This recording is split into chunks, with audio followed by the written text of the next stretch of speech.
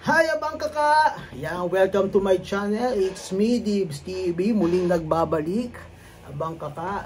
Ayan, right now nandito tayo sa bahay. Nandito tayo sa room. So today is Sunday, Mother's Day. Happy Mother's Day sa lahat ng mga nanay dyan out there. Happy Mother's Day to my wife.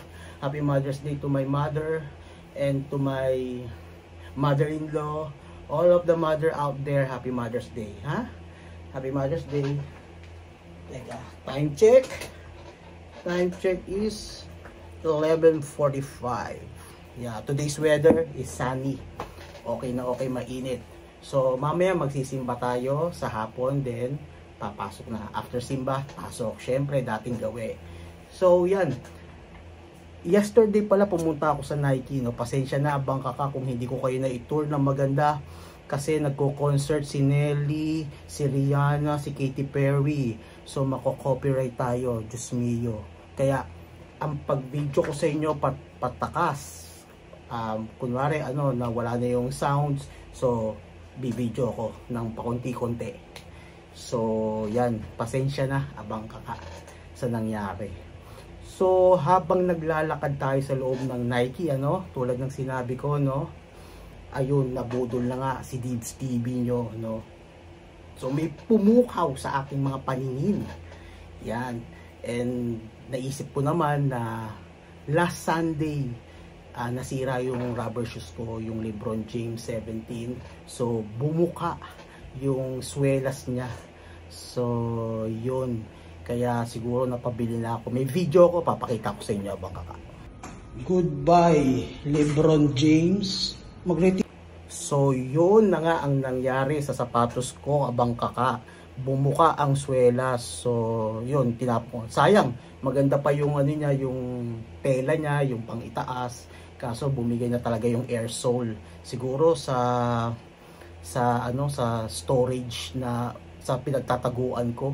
Kasi matagal ko nang hindi ginagamit. So dapat ginagamit yung mga sapatos, mga rubber shoes para hindi yung mga glue niya hindi nagtatanggalan, naglulus. So yun ang nangyari. Tapos yun, buti na nga lang nung last Sunday pinauwi ako sa bahay bago siya masira, bago matanggal yung swelas. Para hindi naman nakakahiya, sa MRT while walking, di ba? So yun, ang pumukaw sa aking paningin at binudol ako nitong na itong sapatos na to. Ito yung ipapakita ko ngayon. Today's video is unboxing lang, papakita ko lang, tsaka yung parcel ko papakita ko sa inyo. May dumating na parcel sa akin. So okay, without further ado, let's go. Papakita ko na sa inyo yung nabili ko. So nakabili tayo ng it's a Nike na naman, abang kaka. So, bilisan na natin. Wala nang pa sikot-sikot. So, ito pala yung nabili ko sa inyo. So, ito yung nabili ko, abang kaka. It's Air Max DN. Noong March 20 this year lang ni-release. Yan. So, apat pala yung colorway nito, So, dalawang black, pero dito lang nagkakatalo. Yung air sole nung isang black is blue, yung air sole ng isang black naman is pink, tapos dito pink, tapos blue. Black ito, yung ganyan black. So, itong gray and black and white. Black dito, then white yung swelas. So, ito napili ko. Kasi meron na akong black eh. So, itong colorway ang napili ko. So, okay naman abang kaka. So, yan. Yan, pakita ko sa inyo.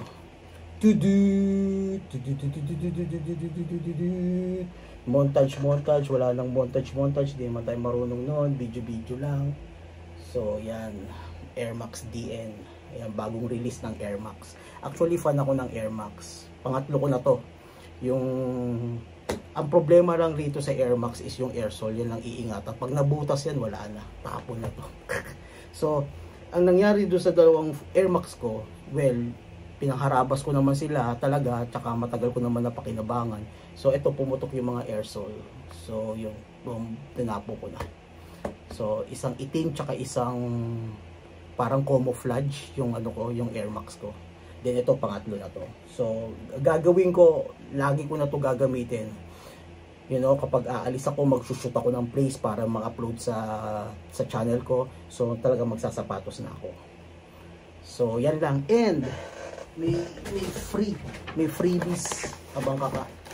So ito yung freebies niya. Ito yung freebies niya. Yan, organizer, mga bag na maliliit. So yan. Kasi alam mo ba dun sa abang kaka yung salesman, tinanong ko kung may freebies ba sila, may sticker ba sila, or may calendar. Sabi wala. Buti na lang nagtanong ako dun sa cashier. Then mabait naman si kaka. So sabi niya sa akin, i-download ko lang daw yung ano nila, yung application nila na Nike. Bibigyan niya na ako. So ayan, organizer to, lagayan ng mga sapatos, or maganda to pag magta-travel ka, lagayan ng mga brief mo, mga damit mo, mga everything, mga medicine mo. Yan.